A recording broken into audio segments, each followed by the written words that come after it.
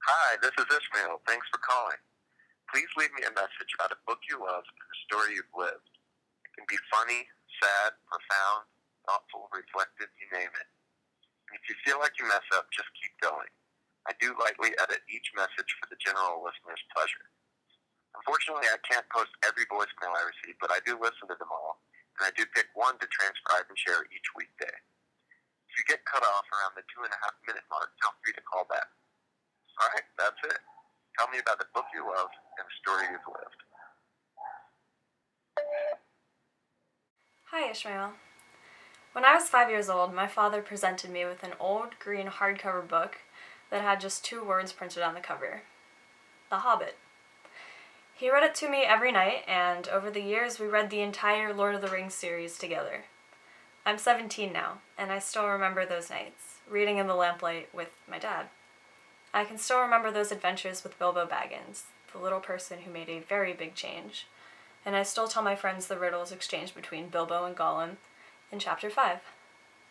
Every day of my life, I try to live an adventure like my dad and like Bilbo. I try to remember that small forces can incite big change. Life is short, Ishmael.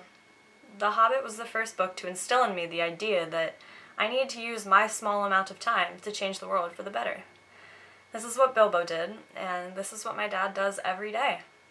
In the Fellowship of the Ring, Gandalf says, "All we have to decide is what to do with the time that is given us." I was 5 when I first received this message. I'll pass it down to my children, and I hope they pass it down to theirs. And I will carry this message with me for the rest of my life. Thanks, Ishmael.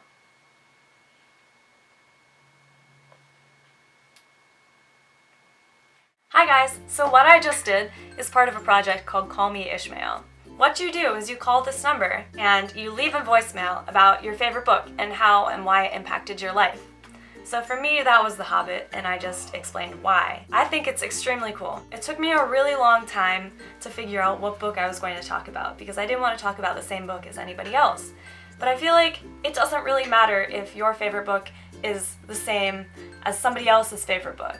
Every reader reads books differently. You never read the same thing twice because everybody takes something different from each book. So really, there are no seconds. There are no the same book. I think that's part of the beauty of literature. And I think that this project, Call Me Ishmael, really highlights that. So I'm gonna leave his link in the box below. I just think this is a really good initiative to take. It takes courage, and you hope you're not gonna mess up, and you hope that your story is profound and exciting enough for the rest of the world to hear it, but it doesn't matter because it's your story and it's your book, it's your life. So just leave him a voicemail because I promise you won't regret it. This is a fantastic thing to do. It's so satisfying to just sit down and tell somebody all the reasons why you love something so much. Thanks so much, Ishmael, for this awesome project.